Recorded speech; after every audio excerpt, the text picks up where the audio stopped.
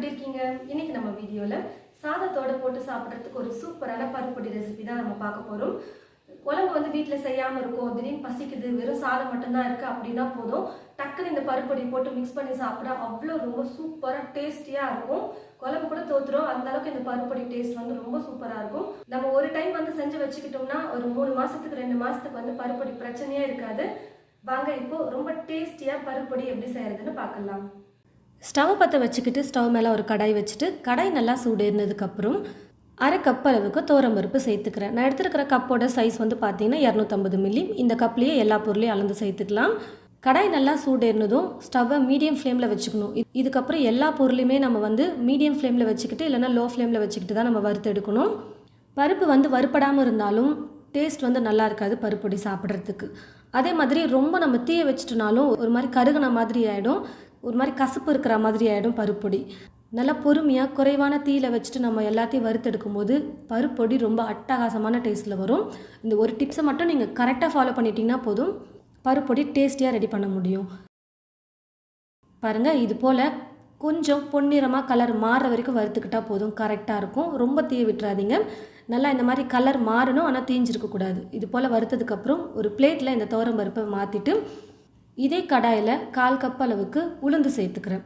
உளுந்தையும் சேர்த்துட்டு நல்லா பொன்னிறமாக வர வரைக்கும் வறுத்துக்கலாம். இந்த அளவுக்கு கொஞ்சம் பொன்னிறமாக கலர் மாற வரைக்கும் வறுத்ததுக்கப்புறம் இதையும் ஒரு பிளேட்டுக்கு மாற்றிட்டு திரும்ப இதே கடாயில் 1/4 கப் கடலைப்பருப்பையும் சேர்த்துட்டு வறுத்துக்கலாம். தீயை குறைச்சி வச்சுட்டு வறுத்துக்கோங்க. கடலைப்பருப்பு மட்டும் ஓரளவுக்கு வறுப்பட ஆரம்பித்ததுக்கப்புறம் கொஞ்சம் லைட்டாக கலர் மாற ஆரம்பித்ததுக்கப்புறம் இது கூட 1 டீஸ்பூன் மிளகு சேர்த்துக்கிறேன், 1 டீஸ்பூன் சீரகம் சேர்த்துட்டு காரத்துக்கு தேவையான அளவுக்கு வரமிளகாய் சேர்த்துக்கலாம். நான் வந்து 12 வரமிளகாய் சேர்த்துருக்கேன்.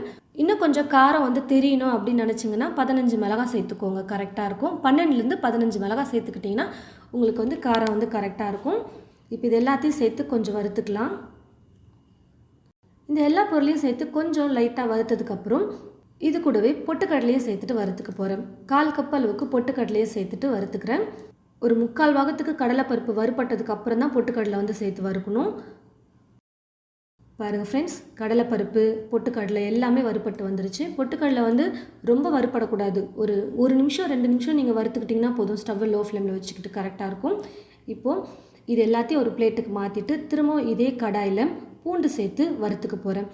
10 பல் பூண்டு எடுத்து இந்த மாதிரி இடித்து எடுத்து வச்சுருக்கேன். இந்த பூண்டையும் சேர்த்துட்டு வறுத்துக்கலாம்.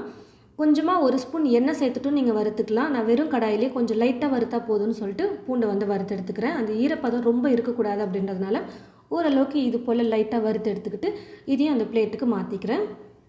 வறுத்து வச்சுருக்கிற எல்லா பொருளையுமே ஒரே பிளேட்டில் நான் வந்து மாற்றி வச்சுருக்கேன். இப்போ இந்த காம்பு பகுதி மட்டும் மிளகாலேருந்து எடுத்துகிட்டு நல்லா சூடு ஆற வச்சுக்கலாம். சூடு வந்து நல்லா ஆறட்டும், அப்போ தான் மிக்சியில் வந்து அரைக்கணும். வறுத்து வச்ச எல்லா பொருளுமே நல்லா சூடு ஆறிடுச்சு. இப்போ ஒரு மிக்ஸி ஜார் எடுத்துக்கிட்டு அந்த மிக்ஸி ஜாரில் எல்லா பொருளையும் சேர்த்துட்டு அரைச்சிக்க போகிறோம். கூடவே தேவையான அளவுக்கு உப்பையும் சேர்த்துக்கணும். உப்பு வந்து பார்த்து சேர்த்துக்கோங்க, பத்தலைனா கூட நம்ம சாதம் சாப்பிடும் போது மிக்ஸ் பண்ணிக்கலாம். 1/2 டீஸ்பூனுக்கும் கொஞ்சம் குறைவாக பெருங்காயத்தூள் சேர்த்துக்கிறேன். கடைசியாக இது கூட கருவேப்பிலை வந்து நம்ம சேர்த்துக்கணும். முன்னாடியே நீங்கள் கருவேப்பிலையும் தனியாக கடாயில் வந்து வறுத்து எடுத்துக்கோங்க, ஈரப்பதம் இல்லாமல் நல்லா மொறுமொறுப்பாக இருக்கிற மாதிரி வறுத்து எடுத்துக்கோங்க. நான் வந்து இப்போ காய வச்சு எடுத்து வச்சுருக்கிற கருவேப்பிலையை சேர்த்துக்கிறேன். பச்சையாக இருந்தால் வறுத்துட்டு சேர்த்துக்கோங்க வெறும் கடாயில். ஒரு 10-15 கருவேப்பிலையை சேர்த்துட்டு இப்போ இது எல்லாத்தையும் நல்லா நைஸாக அரைச்சி எடுத்துக்க போகிறேன்.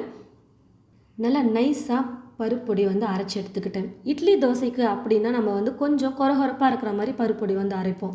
ஆனால் சாதத்துக்கு வந்து பார்த்திங்கன்னா பருப்பொடி செய்யும் போது நல்லா கொஞ்சம் நைஸாகவே அரைச்சி எடுக்கும்போது ரொம்ப சூப்பராக இருக்கும். இப்போ நல்லா நைஸாக நான் வந்து அரைச்சி எடுத்திருக்கேன்.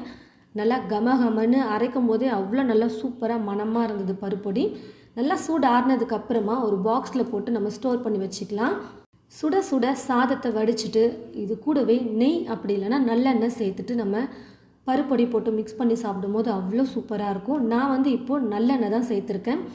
ஒரு சிலருக்கு நெய் பிடிக்காது, நல்லெண்ணெய் வந்து சேர்த்துக்கோங்க. நெய் பிடிக்குங்கிறவங்க நெய் சேர்த்துட்டு பருப்பொடி போட்டு மிக்ஸ் பண்ணி சாப்பிட்டு பாருங்கள், அவ்வளோ சூப்பராக இருக்கும். அரைச்சி வச்சுருக்கிற இந்த பருப்பொடியும் சேர்த்துட்டு நல்லா அந்த சுட சாதத்தோடு மிக்ஸ் பண்ணி சாப்பிடும்போது அவ்வளோ ரொம்பவே சூப்பராக இருக்கும். கண்டிப்பாக எல்லாருக்கும் ரொம்ப பிடிக்கக்கூடிய வகையில் இந்த பருப்பொடி இருக்கும். நீங்கள் மறக்காமல் ட்ரை பண்ணி பாருங்கள். ட்ரை பண்ணி பார்த்துட்டு எப்படி இருக்குன்னு சொல்லிவிட்டு கமெண்ட் பாக்ஸில் வந்து கமெண்ட் பண்ணுங்கள். இந்த வீடியோவை மற்றவங்களுக்கும் ஷேர் பண்ணுங்கள். இது போல் நிறைய ரெசிபீஸ் பார்க்க தமிழ் ஃபுட் மசாலா சேனலை மறக்காமல் சப்ஸ்கிரைப் பண்ணிக்கோங்க. தேங்க்யூ.